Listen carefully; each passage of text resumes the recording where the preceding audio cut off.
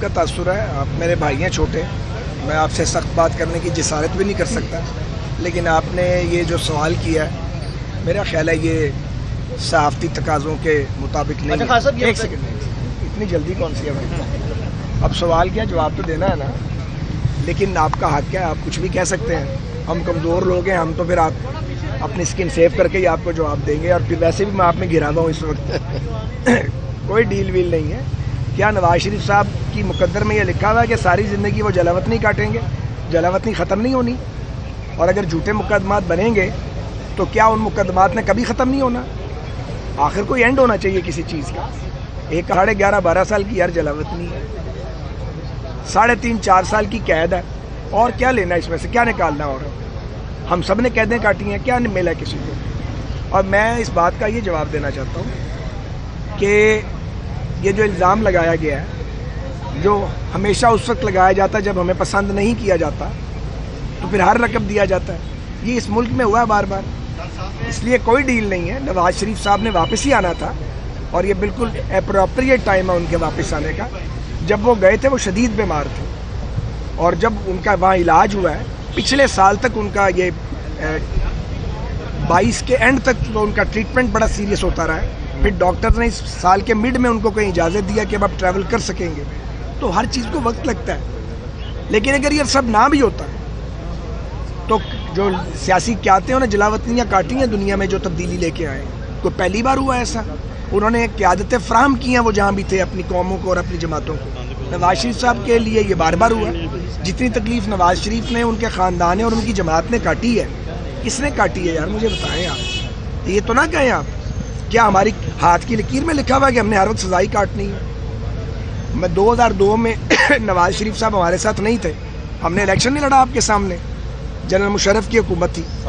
اور اسی طرح 2008 میں آپ سب یہیں تھے ماشاءاللہ. تو آپ کو یاد ہوگا کہ 48 گھنٹے پہلے میاں نواز شریف اور میاں شہباز شریف آئے تھے.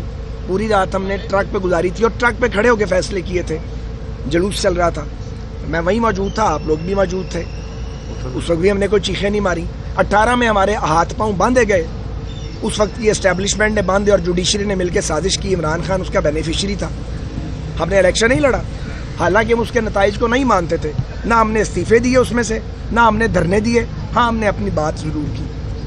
اب پھر ایک الیکشن آ گیا ہے, سب کو لڑنا چاہیے, سب کا انتخابی نشان بیلٹ پیپر کے اوپر ہونا چاہیے. اور اگر کوئی جیل میں ہے تو عدالت کو اس کے ساتھ جو بھی انصاف کا معاملہ ہے وہ کرنا چاہیے. ہمیں کوئی اعتراض نہیں ہے. ہم نہیں ہیں کسی کو جیل بھیجنے والے, نہ ہمیں کسی کو پکڑنے کا یا پکڑوانے کا شوق ہے. ہم نے میدان میں مقابلہ کرنا ہے. ٹویٹر, فیس بک, سوشل میڈیا کا میدان اور ہے, گلی کا میدان اور ہے.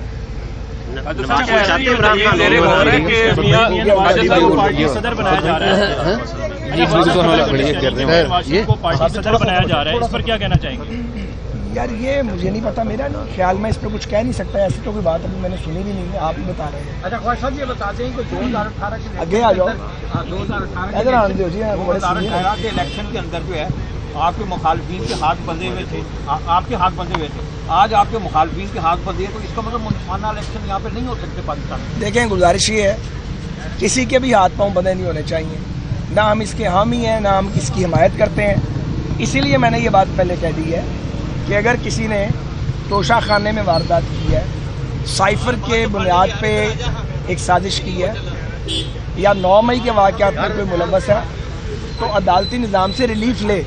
ہم نہیں رکاوٹ ڈالنے والے, ہمارا کوئی مطالبہ نہیں ہے اس سلسلے میں. ہم تو یہ سمجھتے ہیں کہ سب کو الیکشن میں آنا چاہیے, سب کو برابر موقع ملنا چاہیے.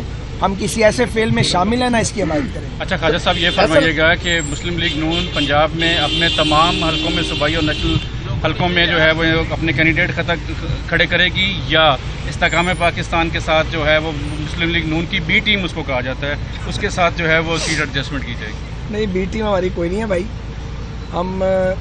آج ہم نے بلوچستان کو ڈسکس کیا ہے, سندھ کو ڈسکس کیا. ابھی 1-2 روز یہی چلے گا, پھر اس کے بعد پنجاب کی باری بھی آئے گی, اور اپلیکیشنز ہم نے مانگ لی ہیں. ہماری کوئی بی, سی یا ڈی ٹیم نہیں ہے. ہمارے اپنے پاس ہر حلقے میں الحمدللہ خود کئی امیدوار موجود ہیں. تو جہاں تک سیٹ ایڈجسٹمنٹ کی بات ہے, اگر کسی کو ضرورت ہوگی وہ رابطہ کرے گا, تو پھر پارٹی لیڈرشپ اس پر. ساتھ بھائی یہ بتائیے گا کہ افغانستان کی بڑی تعداد میں لوگ جو ہے واپس جا رہے ہیں, جبکہ دوسری جانب جو ہے پاک فوج کے حملے بھی کافی زیادہ تیز ہو گئے. 3 حملے ہوئے ہیں پچھلے 3-4 دن کے اندر. آپ کیا سمجھتے ہیں کہ اگر آپ کی حکومت آتی ہے تو افغانیوں کے واپسی کا سلسلہ جاری رہے گا؟ دیکھیں سر، بات یہ ہے، بڑا یہ حساس سوال ہے. ایک طرف نیشنل سیکیورٹی کے معاملات ہیں اور یہ جو حملے ہو رہے ہیں ہماری سیکیورٹی فورس پہ یا معصوم شہریوں پہ، جب ایجنسیز پیچھے جاتی ہیں تو کھرا جو ہے وہ ایک مخصوص جگہ سے ملتا جاتا ہے. ایک تو یہ مسئلہ. دوسری بات یہ ہے کہ پاکستان نے اپنے افغان بہن بھائیوں کی میزبانی کی ہے، اپنا فرض ادا کیا ہے اور پاکستان اپنی فرض کو ادا کرنے سے کبھی ہچکچایا نہیں ہے. میں یہ سمجھتا ہوں کہ اس وقت جو میں نے سنا ہے، میں چونکہ خود اس وقت حکومت کا حصہ نہیں ہوں، اس لیے مجھے پاس ایگزیکٹ معلومات نہیں ہے کہ جن کے پاس جو لیگلی رہائش پذیر ہیں، جن کے پاس کوئی شناخت یا ان کے کارڈ وارڈ بنے ہوئے ہیں، جو رجسٹرڈ ہیں، ان کی بات نہیں ہو رہی. جو رجسٹرڈ نہیں ہے ان کی بات ہو رہی اور ان کو بھی کوئی دھکیل نہیں رہا. ایسا کوئی ہمیں کیا ضرورت پڑی ہے ریاست پاکستان کو کہ دہائیوں کی میزبانی کے بعد اب جب یہ وقت آیا تو کسی کو دھکیلیں.